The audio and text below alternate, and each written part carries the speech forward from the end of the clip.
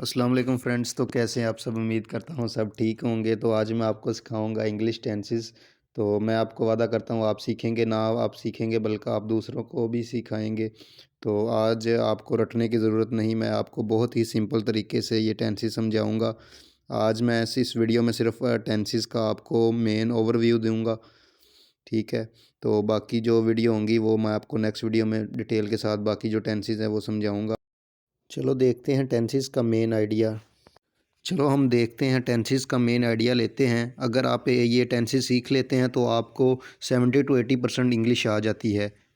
चलो देखते हैं टेंसेस होते क्या हैं। आमतौर पर लोग इसे ज़माना से रिलेट करते हैं कि टेंसेस में हम वक़्त को देखते हैं। तो इसको हम एक मिसाल से समझेंगे, जैसे कि मैं आपको पढ़ा रहा हूँ। तो इस पे गौर करें, इसमें क्या हो रहा है। टाइम क्या है, अभी काम क्या है, जारी है, रहा हूँ। तो इसमें आप नोट करें एक और भी काम हो रहा है, वो क्या है, वर्क है। वर्क क्या है, पढ़ाना, टीच, ठीक है। तो टेंसेस में दो चीज़ें हैं मेन, एक तो टाइम है और दूसरा वर्क है। भाई देखें ना, होता क्या है, सिर्फ दो ही तो चीज़ें हैं, एक तो टाइम है और दूसरा क्या है, काम हो रहा है, ठीक है। तो आप देखें टाइम कितनी तरह का होता है, प्रेजेंट होता है, या तो पास्ट होता है, और या फ्यूचर होता है, ठीक है। ये तीन तरह का टाइम होता है। ये प्रेजेंट जो अभी चल रहा है, पास्ट जो गुजर गया है, और फ्यूचर जो आने वाला है, ठीक है। तो इसके बाद हम देखेंगे कि जो वर्क है, काम कितनी तरह का होता है। काम या तो होगा इनडेफिनेट, मतलब कि नामुकम्मल, ठीक है। फिर हम देख उसके इंडेफिनेट, या तो काम होगा कॉन्टीन्यूस, मतलब कि अभी चल रहा होगा, जारी होगा। तो या तो उसके बाद फिर काम होगा परफेक्ट, परफेक्ट मतलब मुकम्मल हो चुका होगा। फिर उसके बाद आता है परफेक्ट कॉन्टीन्यूस। इसका इस्तेमाल बहुत कम है, मगर ग्रामर का रूल है तो हमें पढ़ना पड़ेगा। इसी तरह ये जो चार होंगे, वर्क होगा, इंडेफिनेट होगा, कॉन्टीन्यूस होगा, परफेक्ट होगा, परफेक्ट कॉन्टीन्यूस होगा। तो सेम लाइक पास्ट में भी ऐसे ही होगा, इंडेफिनेट होगा, कॉन्टीन्यूस होगा, परफेक्ट होगा, परफेक्ट कॉन्टीन्यूस होगा।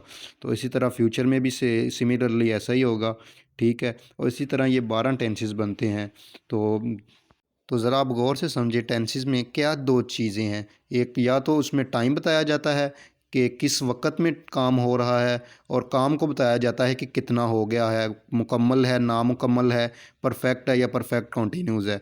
फिर इसके बाद हम टेंसेस में देखते हैं हेल्पिंग वर्ब को देखते हैं, जो इसकी बैकबोन है। जो हेल्पिंग वर्ब में हम हेल्पिंग वर्ब को देख के हम पता लगा सकते हैं ये टेंस कौन सा है और काम कितना हो चुका है। मतलब ये बैकबोन है, ये बहुत ही मेन चीज़ है हेल्पिंग वर्ब। जहाँ भी कोई टेंस लिखा होगा तो हम वहाँ हेल्पिंग वर्ब को देख के देख सकते हैं कि यह यहाँ कौन सा टेंस यूज़ हुआ है।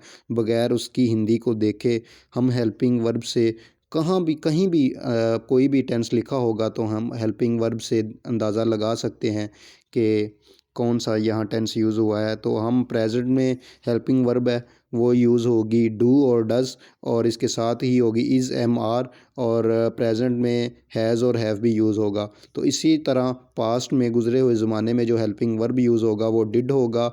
ये डू की सेकंड फॉर्म है डिड। और इसी तरह पास्ट में होगा वाज वर होगा हेल्पिंग वर्ब यूज़, और इसी तरह ये हैड होगा। और इसी तरह फ्यूचर में विल शेल भी यूज़, विल शेल होगा यूज़, विल शेल है वो। तो इसको मज़ीद हम आगे दूसरी वीडियो में देखेंगे। तो फ़िलहाल आप ये देखें कि प्रेजेंट में होगा is, am, are, do, does, has, have. Past में होगा वाज वर और हैड, और इसी तरह फ्यूचर में विल शैल। तो जहाँ भी वर्ब की फ़र्स्ट फॉर्म यूज़ होगी वो प्रेजेंट का टेंस होगा। और इसी तरह जहाँ वर्ब की second form first form plus ING use होगी वो होगा कॉन्टीन्यूस, ठीक है।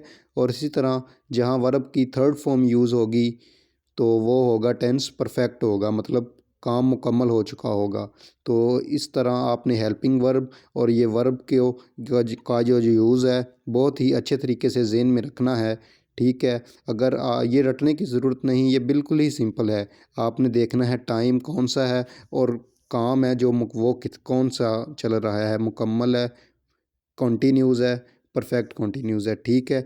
ये था हमारा मेन आइडिया, मेन ओवरव्यू। बाकी की जो जो टेंस है हम अगली वीडियो में देखेंगे, वो काफ़ी एग्जांपल के साथ उसको समझेंगे। ओके, अल्लाह हाफ़िज़।